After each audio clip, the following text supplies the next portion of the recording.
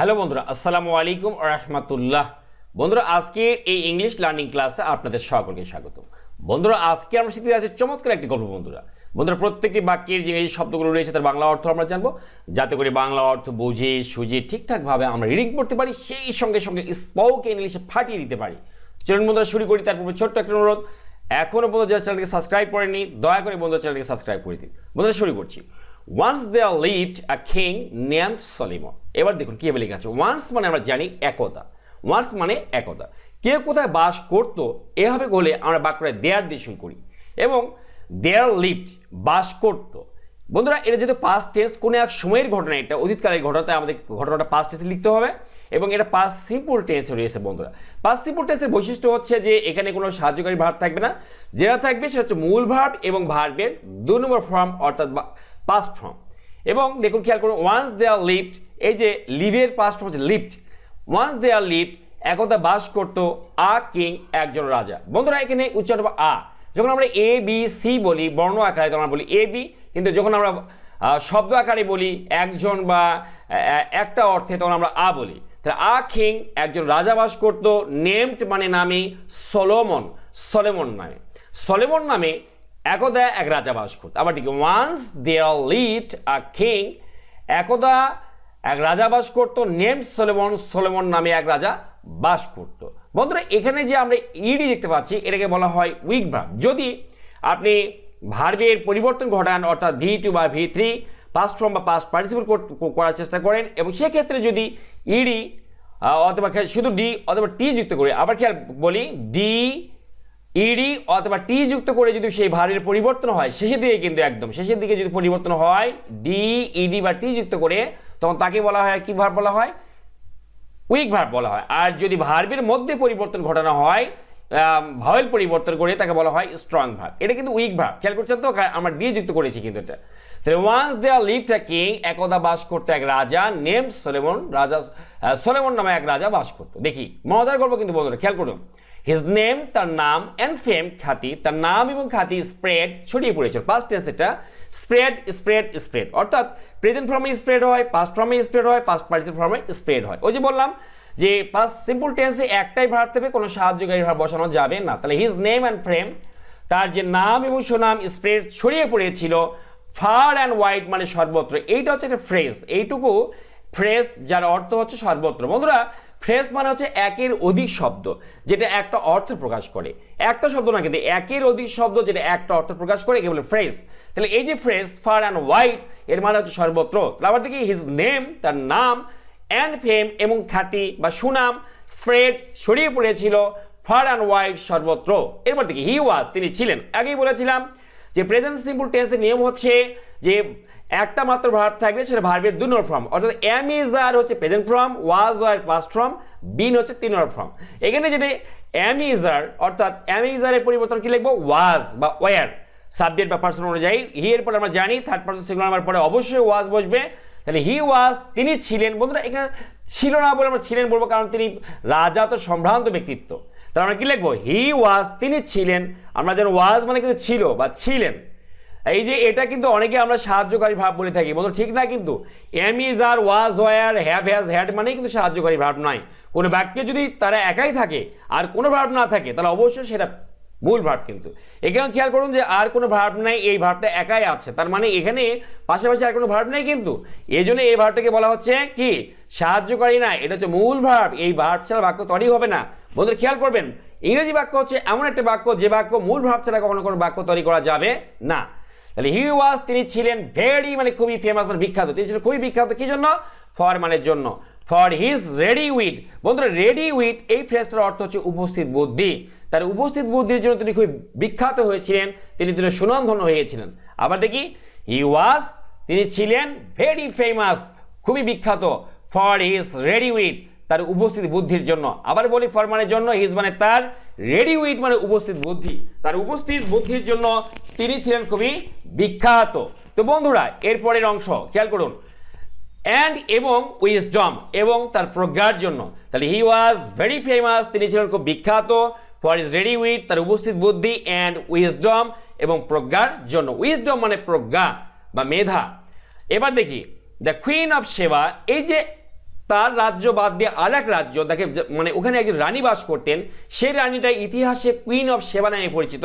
ওই জায়গার নাম সেবা ছিল, ওই সেবার নাম সেবার রানী বলা হয়। আর কুইন মানে রানী, দ্য কুইন অফ সেবা, সেবার যে রানী। বন্ধুরা come to know, COME, come to know মানে জানতে পারা, আর খেম টু নো মানে জানতে পারলে, জানতে পারলো বা পারলেন। যেহেতু কুইন একজন সম্ভ্রান্ত ব্যক্তিত্ব, তাই আমরা বলবো জানতে পারলেন। পাস্ট টেন্স করবো না, এই জন্য এটা কিন্তু মূল ভার্ব। বন্ধুরা খেয়াল করুন, আমি আগেই বলেছিলাম যে প্রেজেন্ট সিম্পল টেন্সে একটাই ভার্ব থাকবে, দ্বিতীয় মানে মূল ভার্ব হিসেবে একটা ভার্ব থাকবে, এবং এখানে কোনো আর কোনো সাহায্যকারী ভার্ব থাকবে না। এটা কিন্তু সাহায্যকারী ভার্ব নয় বন্ধু, এটা কিন্তু বলা হয় ইনফিনিটিভ ভার্ব, টু প্লাস ন। এটা হচ্ছে কি infinitive verb, to plus verb হলো ইনফিনিটিভ ভার্ব। আবার দেখি, দ্য কুইন অফ সেবা, সেবার রানী কেম টু নো, এটা একটা ফ্রেজ। ওই যে বললাম ফ্রেজ মানে কয়েকটা শব্দ যেটা মিলে একটা অর্থ তৈরি হয়। তাহলে কেম টু নো মানে কি জানতে পারলেন, আর কাম টু মানে নো মানে জানতে পারে। যেমন আমি জানতে পারলাম, ইংরেজি কি হবে? I came to know. সে জানতে পারলো, শি কেম টু নো। তাহলে দ্য কুইন অফ সেবা, সেবার রানী কেম টু নো জানতে পারলো কি সম্পর্কে? অ্যাবাউট সম্পর্কে। অ্যাবাউট মানে সম্পর্কে, হিম মানে তার, এই যে তার জ্ঞান, তার প্রজ্ঞা, এই রাজা সলোমন সম্পর্কে তিনি জানতে পারলেন যে তার অনেক মেধা, তার অনেক জ্ঞান। দ্য কুইন অফ সেবা, সেবার রানী কেম টু নো জানতে পারলেন অ্যাবাউট হিম, তার সম্পর্কে। এরপরে দেখি, শি মানে তিনি, ওই কুইন অফ সেবা, সেবার রানী। খুব মজার গল্প বন্ধুরা, পুরোপুরি দেখতে থাকুন। শি তিনি, ওয়ান্ট মানে চাওয়ার, আর ওয়ান্টেড মানে চাইলেন। বন্ধুরা এর আগে আমি বলেছিলাম যে যদি আমরা ভার্বের শেষে ইডি অথবা ডি অথবা টি যুক্ত করে যদি ভার্বের 2 নম্বর বা 3 নম্বর ফর্ম পরিবর্তন করি তাহলে সেটা হবে উইক ভার্ব, আর যদি ভাওয়েলের পরিবর্তন করি মাঝখানে তাহলে হবে স্ট্রং ভার্ব। এখানে খেয়াল করুন, কাম COME, আমরা কিন্তু এখানে ডি বা টি বা ইডি যুক্ত করিনি। আসলে আমরা এখানে ও এর পরিবর্তন করে দিয়ে, এখানে ও ছিল এখানে এ বসিয়েছি। এই যে ভাওয়েলের পরিবর্তন করে যদি ভার্বের 2 বা 3 এর ফর্ম আনা হয়, এই যে, তাহলে অবশ্যই সেটা স্ট্রং ভার্ব। আর যদি ডি, এই যে যেমন ডি টি বা ইডি যুক্ত করা হয় তাহলে হবে উইক ভার্ব। এটা হচ্ছে উইক ভার্ব, এই যে এটা হচ্ছে স্ট্রং ভার্ব। এটা স্ট্রং ভার্ব, কারণ মাঝখানে ভাওয়েলের পরিবর্তন করা হয়েছে। তাহলে তিনি ওয়ান্টেড চাইলেন, কি চাইলেন? টু টেস্ট, টেস্ট মানে পরীক্ষা করা, টু টেস্ট মানে পরীক্ষা করতে চাইলেন। কি পরীক্ষা করছিলেন? দ্য নলেজ, জ্ঞান, and wisdom, Pragya of Solomon, Solomon এর। বন্ধুরা আমরা যখন এর কথা বলি তখন আমরা কিন্তু অফ এর ব্যবহার করি। এই যে সলোমন মানে কিন্তু শুধু সলোমন, আর অফ সলোমন মানে সলোমন এর। তাহলে আবার দেখি, শি ওয়ান্টেড টু টেস্ট, তিনি পরীক্ষা করতে চাইলেন, দ্য নলেজ, জ্ঞান, and wisdom, Pragya of Solomon, সলোমনের যে জ্ঞান আর উইজডম, প্রজ্ঞা, সেটা পরীক্ষা করতে চাইলেন এই রানী। দেয়ারফর এই কারণে বা সেই কারণে বা তাই, এখানে আমরা সো ব্যবহার করতে পারতাম, আর লিখতে পারবো হেন্স, HENCE। আমরা লিখছি দেয়ারফর, দেয়ারফর মানে তাই। শি মানে তিনি, কেম, কামের পাস খেম, এটা কিন্তু স্ট্রং ভার্ব, কারণ আমরা ভিতরে পরিবর্তন করেছি। ভাওয়েলের পরিবর্তন করে যখন ভার্বের 2 নম্বর বা 3 নম্বর পরিবর্তন হয় তখন বলা হয় কি ওই স্ট্রং ভার্ব। তাহলে শি কেম, তিনি আসলেন, কাম মানে আসার, কেম মানে আসলেন কোথায়? টু দ্য প্যালেস, প্রাসাদে। বন্ধুরা প্যালেস মানে প্রাসাদ, আর টু দ্য প্যালেস মানে প্রাসাদে। কার প্রাসাদে? অফ দ্য কিং, রাজার প্রাসাদে। বন্ধুরা দি কিং মানে রাজার, অফ দ্য কিং মানে রাজার, এই যে রাজার। এই যে এর হলে কিন্তু আমরা অফ ব্যবহার করে থাকি, তাই বলা হচ্ছে দেয়ারফর সেই কারণে, she came to the palace, তিনি প্রাসাদে আসলেন, অফ দ্য কিং, ওই রাজার মানে রাজা সলোমনের প্রাসাদে তিনি চলে আসলেন তার জ্ঞান পরীক্ষা করার জন্য। খেয়াল করুন, শি তিনি, BRING, ব্রিং মানে নিয়ে আসা, আর ব্রট মানে নিয়ে আসলেন। ওই যে বললাম যদি ভার্বের মানে ইডি বা ডি বা টি যুক্ত না করে যদি ভার্ব মানে ওয়ার্ডের ভিতরে যদি ভাওয়েলের পরিবর্তন করে দিয়ে যদি পরিবর্তন করা হয় ভার্বের 1 নম্বর 2 নম্বর বা 3 নম্বর ফর্মের, তাহলে তাকে বলা হয় স্ট্রং ভার্ব। খেয়াল করুন, ব্রিং, BRING, এটা কিন্তু BRO মানে আই এর পরিবর্তে আমরা ও নিয়ে এসেছি, এটাকেই বলা হচ্ছে ও ইউ নিয়ে এসেছি, এটাকেই বলা হচ্ছে স্ট্রং ভার্ব। স্ট্রং ভার্ব সবসময় ভিতর দিকে পরিবর্তন হয় ভাওয়েল পরিবর্তন করে। তাহলে শি ব্রট, তিনি নিয়ে আসলেন, ব্রিং মানে আনা, আর ব্রট মানে নিয়ে আসলেন। কি নিয়ে আসলেন? 2 গার্ল্যান্ডস, 2 মানে 2, গার্ল্যান্ডস মানে বন্ধুরা মালা। একের বেশি হলে আমরা বহু বচন করি, অর্থাৎ এস বা ইয়ে যুক্ত করে দিই। তা 2 মানে 2, গার্ল্যান্ডস মানে মালা। কিসের মালা? অফ রোজেস, রোজ মানে গোলাপ ফুল, গোলাপ ফুলের মালা। কার সঙ্গে? উইথ মানে সঙ্গে, হার মানে তার সঙ্গে তিনি 2টা গোলাপ ফুলের মালা নিয়ে আসলেন। কি জন্য? তার মেধা পরীক্ষা করার জন্য, রাজার মেধা পরীক্ষা করার জন্য। শি ব্রট, তিনি নিয়ে আসলেন, 2 গার্ল্যান্ডস, গার্ল্যান্ডস 2টা ফুলের মালা, অফ রোজেস, গোলাপ ফুলের মালা। অফ রোজেস মানে গোলাপ ফুল এর। ওই যে বললাম এর হলে আমরা অফ ব্যবহার করি, রোজেস মানে গোলাপ ফুল, কিন্তু অফ রোজেস মানে গোলাপ ফুল এর। এই যে গোলাপ ফুলের মালা মালা দুটো মালা তিনি নিয়ে আসলেন উইথ হার তার সঙ্গে। এরপরে কি হচ্ছে বন্ধুরা খেয়াল করুন, ওয়ান গার্ল্যান্ড, এই যে দেখুন একটা মালা, ওয়ান মানে একটা, গার্ল্যান্ড মানে মালা, একটা মালা, ওয়াজ মানে ছিল, ইজ মানে হয়, ওয়াজ মানে ছিল, এটা কিন্তু past simple tense. Past simple টেন্সে এই ওয়াজটা হচ্ছে এখানে মূল ভার্ব, এখানে কোনো সাহায্যকারী ভার্ব নেই। তাহলে ওয়ান গার্ল্যান্ড একটা মালা, ওয়াজ ছিল, কি ছিল, ন্যাচারাল অর্থাৎ প্রাকৃতিক ফুলের। ন্যাচারাল মানে কি, প্রাকৃতিক ফুলের, অর্থাৎ আমরা গাছ থেকে যে ফুলটা নিই সেটা হচ্ছে ন্যাচারাল ফ্লাওয়ার বলা হয়। একটা মালা ছিল ন্যাচারাল প্রাকৃতিক, অ্যান্ড এবং দি আদার অন্যটি, দি আদার মানে কি, অন্যটি ওয়াজ ছিল, কি ছিল, আর্টিফিশিয়াল। বন্ধুরা কৃত্রিম, আর্টিফিশিয়াল মানে কি, কৃত্রিম। তাহলে আমরা দুটো ওয়ার্ড শিখলাম, ন্যাচারাল মানে প্রাকৃতিক, আর্টিফিশিয়াল মানে কি, কৃত্রিম, অর্থাৎ গাছের ফুলের নয়, কাগজের হবে বা অন্য কিছুর হবে, সেটা বলে কৃত্রিম। তাহলে ওয়ান গার্ল্যান্ড একটা মালা, ওয়াজ ছিল ন্যাচারাল প্রাকৃতিক, অ্যান্ড দি আদার অন্যটি ওয়াজ ছিল আর্টিফিশিয়াল, কৃত্রিম ছিল। বন্ধুরা খেয়াল করুন, উনি দুটো মালা নিয়ে গেলেন, একটা গাছের ফুলের আর একটা হচ্ছে কৃত্রিম অর্থাৎ কাগজের তৈরি, এরকম কিছু একটা। তিনি, এইবার দেখুন এই যে কুইন অফ সেবা, সেবার রানী, আস্কড মানে বললেন, এখানে জিজ্ঞেস করা না, আস্কের দুটো অর্থ হয়, একটা বলা একটা জিজ্ঞেস করা, এখানে হবে আস্ক মানে বললেন, কাকে বললেন, দ্য কিং রাজাকে বললেন, কি বললেন, হুইচ ওয়াজ ন্যাচারাল, বললেন যে কোনটা প্রাকৃতিক, হুইচ মানে কোনটি, ওয়াজ মানে ছিল, ন্যাচারাল মানে প্রাকৃতিক, কোনটা ছিল প্রাকৃতিক, এইভাবে না বলে আমরা বলি কোনটা প্রাকৃতিক। বিটুইন মানে মধ্যে, দুইয়ের মধ্যে হলে বিটুইন, বেশি হলে আমরা বলি অ্যামাং, AMONG। তাহলে বিটুইন মানে কি, দুইজনের মধ্যে হলে আমরা বলি বিটুইন, একের অধিক আর দুইয়ের বেশি হলে আমরা বলি among. Between the two garlands, two garlands মানে দুটা মালা, এই যে দুটা মালা এনেছি আমি, এই দুটা মালার মধ্যে কোনটা প্রাকৃতিক আপনি দূর থেকে বলে দেন।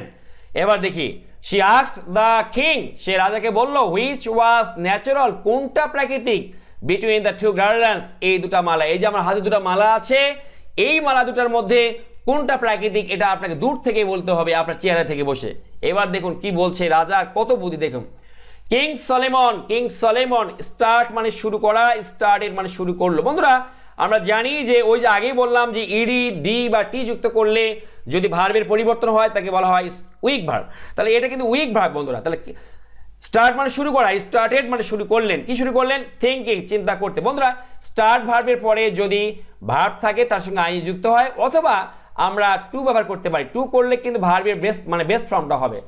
এখানে যদি আমরা আইএনজি যুক্ত না করতাম আমরা লিখতাম কি জানেন, king Solomon started to think, যদি টু না ব্যবহার করি তাহলে আমাকে অবশ্যই স্টার্টের পরে যে ভার্ব থাকবে তার সঙ্গে আইএনজি যুক্ত করতে হবে। তাহলে কিং সলোমন স্টার্টেড শুরু করলেন, থিঙ্কিং চিন্তা করতে শুরু করলেন, ফর আ ওয়াইল মানে খানিকটা সময় দিয়ে চিন্তা করতে শুরু করলেন, মানে খানিকটা সময় চিন্তা শুরু করলেন। এবার দেখি, কিং সলোমন রাজা সলোমন স্টার্টেড শুরু করলেন, থিঙ্কিং চিন্তা করতে, ফর আ ওয়াইল মানে খানিকটা সময়, কিছুটা সময় তিনি চিন্তা শুরু করলেন। আর ইট মানে এটা, ওয়াজ মানে ছিল, লাইক মানে মতো, অ্যান্ড অ্যাসিড টেস্ট এটা ছিল অগ্নি পরীক্ষার মতো। বন্ধুরা অ্যাসিড টেস্ট মানে অগ্নি পরীক্ষা, আমরা সঙ্গে বলি না আমার সামনে বিপদ রক্ষা করছে, এটা যেন অ্যাসিড টেস্ট মানে অগ্নি পরীক্ষা। অ্যাসিড টেস্ট মানেই কিন্তু অগ্নি পরীক্ষা, ফর হিম তার জন্য।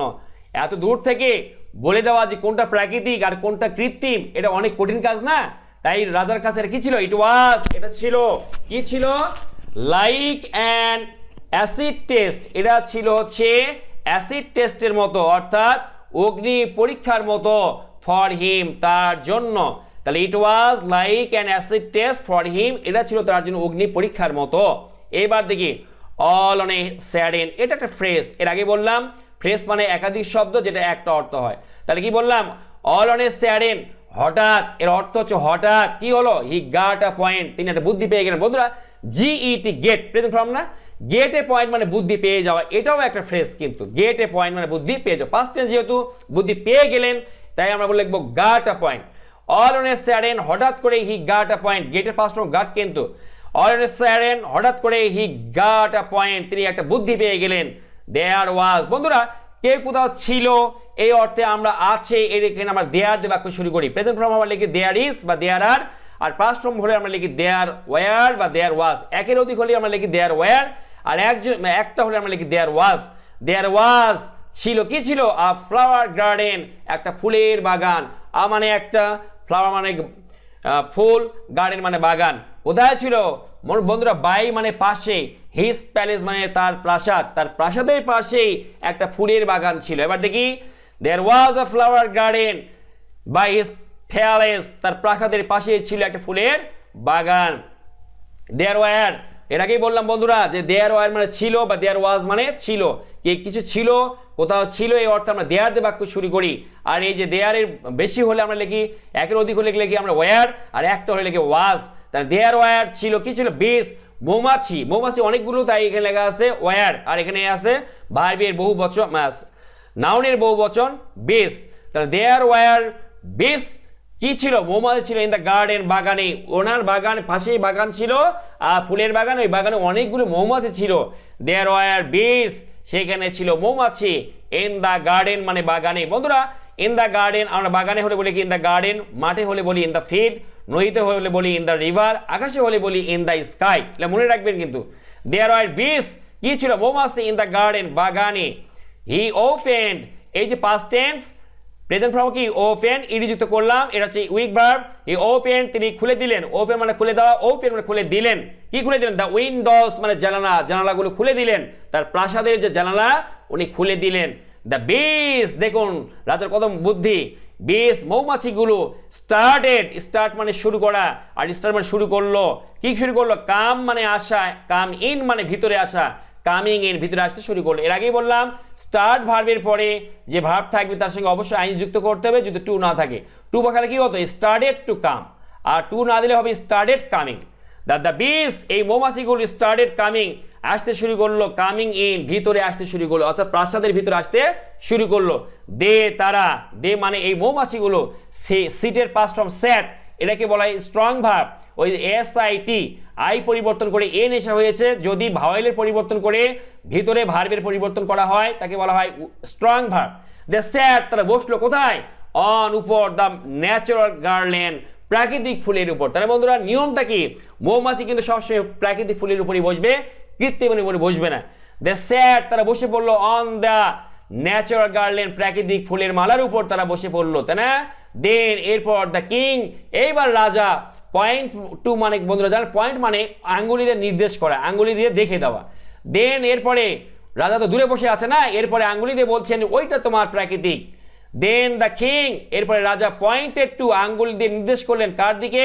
দ্য ন্যাচারাল গার্ডেন, প্রাকৃতিক মালাটির। ওই প্রাকৃতিক মালাটার দিকে তিনি আঙ্গুল দিয়ে নির্দেশ করে বললেন যে ওই যে ওইটাই হচ্ছে প্রাকৃতিক।